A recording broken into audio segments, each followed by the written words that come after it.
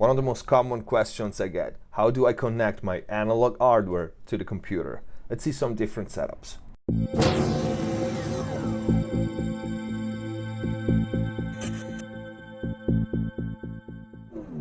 In this video, I'm going to try to cover the basic connection for hybrid mixing in a home studio setup. I already have a video on hybrid mixing describing my old studio setup, but that's basically a professional setup with 48 channels of ADDA, patch bays, and 40 analog units going at the same time.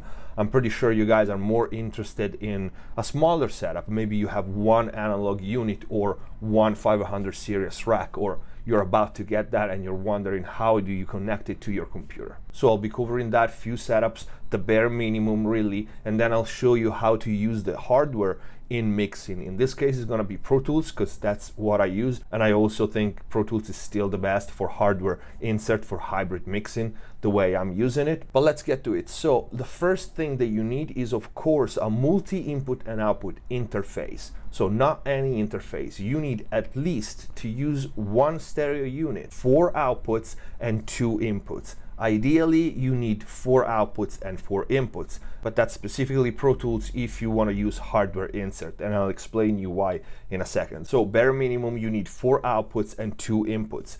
Why? Because 2 outputs are going to go into your monitors, so you need 2 more outputs to go into your analog gear. Let's take, for example, the basic interface that many of you have, the Apollo Twin. If we look at the rear of the unit, this would be the bare minimum connections that you need to connect one stereo analog unit, compressor, an EQ, whatever. In this case, you would go out from your line output 3 and 4, and you would go back into your line input 1 and 2. At this point, depending on your DAW, you need to find a way to monitor the return, to monitor the input 1 and 2. Depending on your DAW, this could be easy or a little more tricky. If you are on Pro Tools and you want to use hardware insert, the way I do when I mix, when you see me inserting hardware in my mixes, you cannot do this because Pro Tools forces you to use hardware insert only in one way. You have to come out the output and go back in the same input. Meaning if you come out from output 3 and 4, like in the case of the Apollo, you don't have input 3 and 4 to go back in. And Pro Tools only allows to use hardware insert, I'll show you in a minute in Pro Tools, if you have this kind of routing, okay? So out from 3.4, back in 3.4. If you don't have that, with other DAWs, you can monitor the channels. You can do that in Pro Tools, but it's tricky. That's not hybrid mixing. That's clunky, and it disrupts the workflow. Because of this and other reason, I always advise the bare minimum to really take advantage of hardware gear and hybrid mixing is to have at least 8 channels. So I'm going to show you the rear of my Motu 8 Pre-ES. Which is 8 input and 8 output analog. Keeping in mind that 2 outputs will always go to the monitors or the monitor controller. In this case, you have 6 outputs, 6 analog outputs to go in and out your interface, and so in and out your DAW, your computer. In this case, if you have 3 analog units, you can use them all, or 6 mono. I always think of stereo, but you can also have 6 mono. In this case, just to give you an example, you would go out from analog 3, let's say, into input of your distressor out into the input of your Motu. Same for 4, out from the interface into the hardware, back into the interface.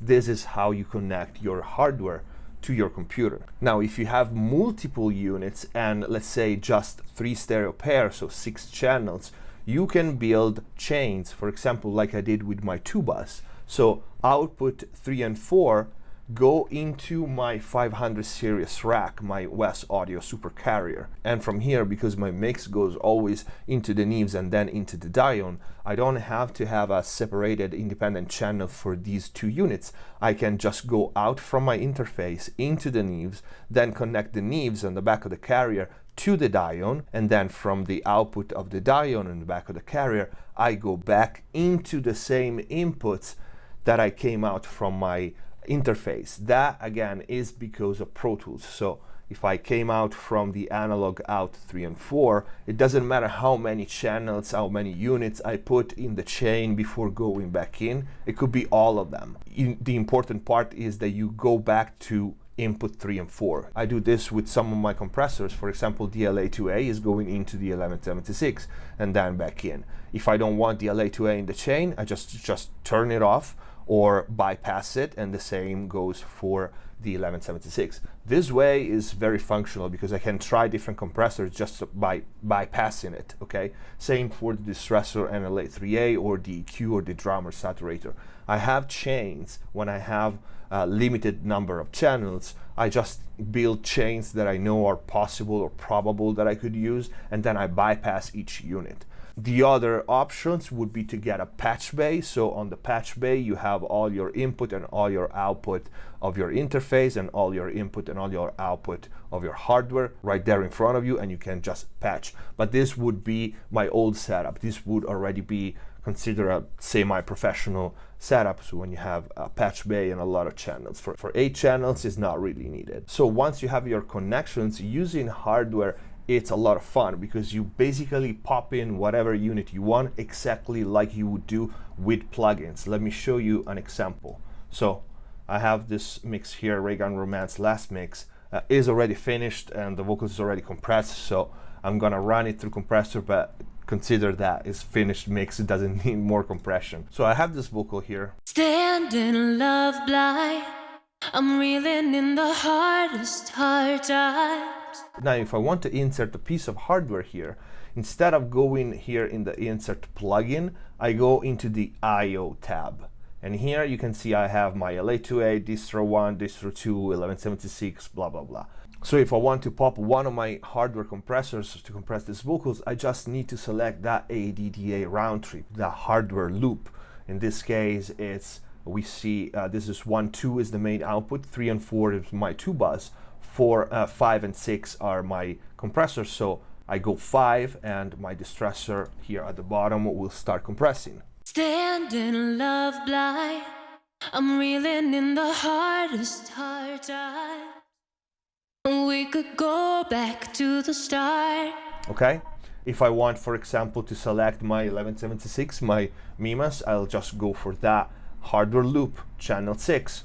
Standing love blind, I'm reeling in the hardest hard times. Okay, this is an example of one of my chain. In this chain, there's the 1176, the Mimas, the West Audio, and the second distressor. So if I don't want the Mimas, but I want the distressor instead, I will just bypass this and unbypass this. Standing love blind, I'm reeling in the heart. Okay, and this goes for everything.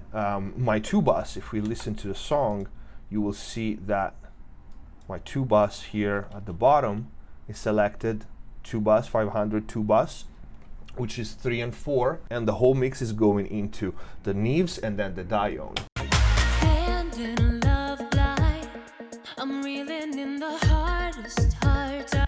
If I want to bypass any of these, I just bypass any single unit or take away the processing on the Neve, for example. I also have the hardware, the drummer 1974, the EQ in this chain is after the Dione, but you get my point. In Pro Tools, you can only use hardware insert as plugins, basically, only if you come out and go back in from the same output. So 3-4, 3-4, and so on. Alternatively, like I said, if you have just 4 outputs, that's mandatory, and only 2 inputs, you need to open a track and just monitor the recording, the input from that track. Input 1 and 2 for the only 2 input example that we did with the Apollo. From here to expand, there are many other options. For example, on this machine, waiting for my new room, I already have my PCIe cards, which expand the possibility to connect analog I/O, so on a DDA converter, up to 48 channels. So I will have probably 32 in your room. You need to get 32 channels, physical channel, and then in my case they will be connected via ADAT, but you can connect them via MADI. There are so many different kind of connection and so many interfaces. But this is in short how you connect your analog hardware to your interface to your computer. If you have any question, leave it in the comment down below. In the info box you will also find a bunch of cool links, my mixing courses, and a lot more stuff. I hope this video was useful. I hope you liked it. If you did, please don't forget to leave a like. Follow MixBuzz on Facebook and Instagram for exclusive content and a bunch of news coming up. Thank you for watching. Subscribe if you haven't already. See you next time.